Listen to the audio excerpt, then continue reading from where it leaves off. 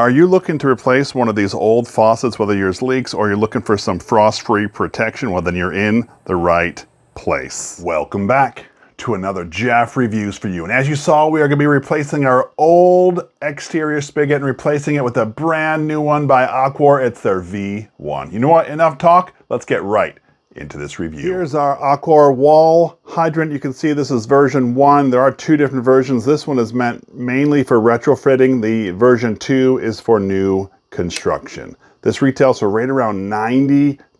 So let's do a quick unboxing. We see that we have the hydrant, the hose connector, faceplate, some screws, and some directions. I should say that the house hydrant comes in a variety of lengths. I picked the 12-inch length, but you can get it all the way as low as 2 inches and then 2-inch intervals all the way up to 12. The good news is you can choose the size of your house hydrant that will fit your need, and they're all the same price, $90. Doesn't matter if you get the 2-inch one or the 12-inch one. The idea is this end with the gasket will be on the inside of the house and hopefully warmer than the outside of the house, and that's what gives us our frost-free setting. Once properly installed, we can take our hose connector, a quick turn, turns the water on, and unscrew it and turns it right off. Pretty quick and convenient.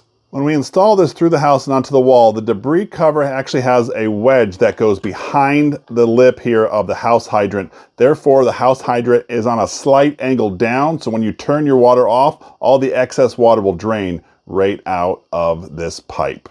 In addition to the house hydrant, for a typical install, you're going to need a pipe cutter. This happens to be a shark bite connector. Will connect the hydrant to my existing plumbing. I have some Teflon tape. Of course, I have a crescent wrench. Let's go disassemble our current setup and install our new house hydrant. Of course, like every job that I have in this house, what was done previous was never done right, so I do have a bit of fabrication to do before I can start my install. When I first moved in here, I had a shut-off valve installed so I could shut this off for the winter to prevent any freezing, so now I'm just going to turn that off here and I'll cut the pipe. Now that I've turned this off, I've also opened the faucet outside to drain any water out, and I'm just going to cut this pipe as close as I can to the outside of the house. I'm going to end up using one of these pipe cutters just so I can squeeze in. I wanted to show you my process of cutting this. If you already know how to cut pipes, just fast forward through, but this is what I do. So I took this pipe cutting tool, I get it right around there. Now this is appropriately sized for this pipe. I tighten it down, just a few turns here at the bottom to tighten it down, and then I start spinning the actual tool. You spin it around once, and then I tighten it down again. And I just keep doing that until the pipe actually breaks off. So I'll come back in just a little bit. I've made about 6 turns, and you can see that I definitely have a groove. That's what I want to see. I'm gonna keep tightening it and spinning it. That last turn actually cut the pipe off completely, and it did a good job, except you're gonna see we have some burrs on there. I'll get you a closer view of these burrs. It's just sharp pieces of the copper. So what we're gonna do now is we're gonna get a deburring tool to take care of that. The deburring tool has 2 different sides. This is for the inner pipe, and I flip it to the other side, and that's for the outer pipe. So what I do is I'm gonna line it up in here, and I'm just gonna spin it around about 3 or 4 times, and you probably can't see this, or maybe you can, but it's dropping the pieces of copper right down to the table. Once I feel good about the inside, I can spin it around to the outside and do the exact same thing, making sure to knock off any sharp edges. That way my shark bite will bond. Cutting PEX is pretty easy. You can see this PEX cutting tool has a razor blade in there, and so all you really do is you go around the pipe. I make sure to pinch this right here, keep it level. Let's see, turn it this way. I'm gonna hold this tight and just spin the pipe. Once you spin that around a few times, you've got a clean cut. You might have to clean that up a little bit, but nonetheless, you cut your pipe. I clean mine up by just sticking it back in here and spinning around a little bit until that piece gets cut off, just to make sure it's all nice and even. Now we're gonna install our shark bites, but you can see there are 2 different types right here, okay? You can see the one on the right here is an early generation of the shark bite, and actually has a liner that goes on the inside of the PEX pipe, whereas the one over here on the left is the newest generation. There is no liner. Make sure you read the directions on the packaging that you can use them for PEX. I just wanted to point out that there is a difference now. Of course, hooking up shark bites are super simple. Just make sure it goes in all the way and it is tight. Same thing goes for the new version.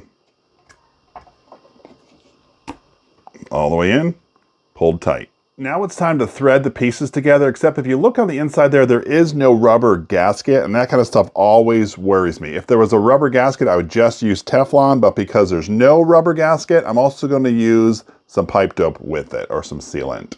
When I start my Teflon, I always start on top and then loop and go underneath just like this. I'm gonna do that about 4 times. Now that I've wrapped it over 4 times, I can finish it off. And the way that I spun it on there, it'll make sure it does not unroll when I put it into our hydrant. For the pipe dope, I go all the way around with this. Now that I've covered that in the pipe dope, it's time to assemble the 2 pieces. I initially just tighten this by hand, but then after I get it to a point where I can no longer tighten it, I just snug it up a little bit with a wrench, making sure not to over tighten it just so you don't break your threads. It's now fully tightened with the wrench, so I'm going to clean up this excess pipe dope and go install our hydrant. So, tell me, what are your thoughts of the AQUOR hydrant? Something you would use? Not so much? Is it just a fad? Let me know your thoughts down in the comment section below. I would love to hear from you. All right, I think we have something that will work here. So next up is I'm going to get the sticker for the mounting hole and then use my 1 1/2 inch hole saw to cut a hole right through this block molding here and the wood that I put behind it. We took our hole saw and drilled it right through. Now it's time for us to put our hydrant in.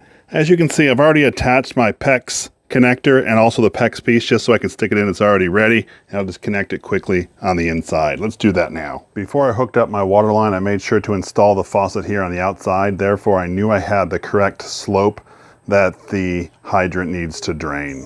Now for the moment of truth. Check out that stream of water coming out. How cool. All right, let's turn it off. And you can see the excess drain right out of the pipe. In my opinion, it is a very cool looking install, not to mention, no one's gonna come and steal your water because, well, there's no spigot there. In this video, we are talking about the AQUOR V1 replacing our old faucet with a new faucet hydrant style. So what did I think of it? First things first, let's talk about that price point, around $90 after taxes. In my opinion, that's a little expensive, especially since I can get a traditional faucet for about half that price. What about the functionality or the use of the hydrant? You know what? It actually worked really, really well. I thought it's pretty easy to turn in and turn off and that kind of thing. And that really impressed me. Plus, I love the versatility that you can get different types of faucets to go in here for whatever would meet your needs. I really thought that the install was quite simple, and I appreciated that they had different size units to meet the needs of their customers. Not to mention the added security of being able to take off the hose connector and bring that inside so no one can tamper with your water. That's pretty cool. Once upon a time, I used to live at a place where the neighbor would come and grab my hose, run it to their house and wash their car or whatever. Now, if I had the hose hydrant, they couldn't do that. That's pretty cool. I love that it's frost-free. Now I don't worry about the unit freezing during the wintertime, and that's pretty important. One thing that I wish they included on the threaded end of this unit was a rubber gasket. When I screwed in my shark bite, that created an avenue for a leak, and if I didn't have the pipe dope, well, that could have been a problem. I wish that they would have had that part thought out as well. Nonetheless, it was a pretty quick fix. Anyway, that was my full review of the AQUOR House Hydrant. If this is something that interests you, I will leave a link down in the description, and I will include all the different things that I used during this video. This is Jeff with Jeff Reviews for You.